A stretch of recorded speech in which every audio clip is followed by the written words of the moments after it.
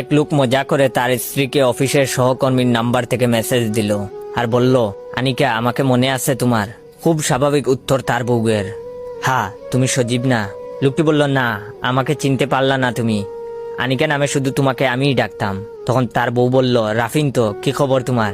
বিয়ে টিয়ে করছো? তুমি তো বিয়ের পাগল ছিলা। লোকটা চমকে গেল আর বলল, কি যে বলো আনিকা, রাফিন হতে যাব কেন?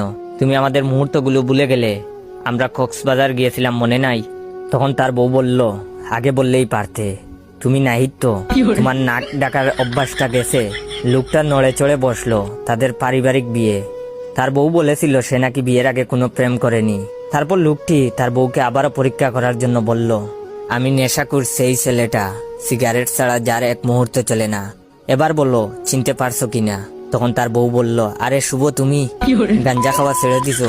হোটেলের ভিতরে তুমি যেভাবে গাঞ্জা খেয়েছিলে, উফ